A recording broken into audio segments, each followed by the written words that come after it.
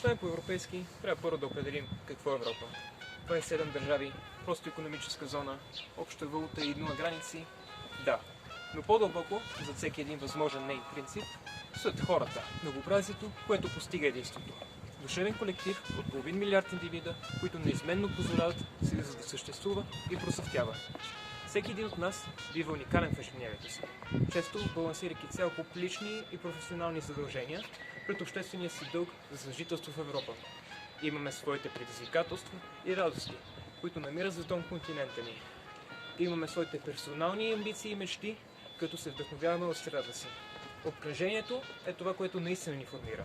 Очертавани като отражение на себе си, а ние в един постоянен кръговрат изграждаме него. Моят роден град, столицата София, е една от тези уникални среди, пълна с уникални хора. Обстановка, съкръващница на историята, която спълва ежедневието. Уви, това, което е съградено през вековете, остава отражението на истинските европейски ценности и упорство. Много красиви сгради стоят занемерени, а величието им остава скрито от пластове разруха. Нека това величие бъде визията на България като решителна за бъдещето ѝ, а и виза за скоро 18 години по-дълбока европейска интеграция. Сравнете това с други централноевропейски столици, като Прага, Будапеща или Братислава.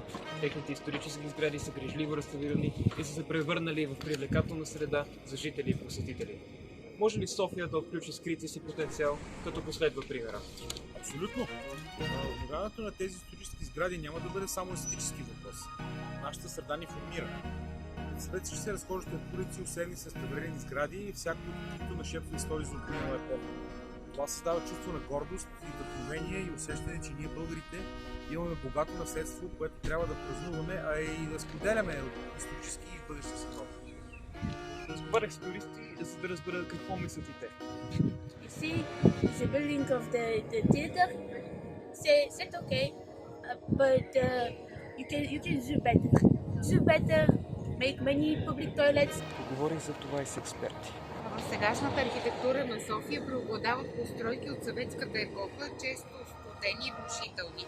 Обновяването на предвоенните сгради би било символично откъсване от миналото, което ще свърже София с архитектурния динамизъм на България преди 1944 година, периода, в който градът е пулсирал с европейски дух.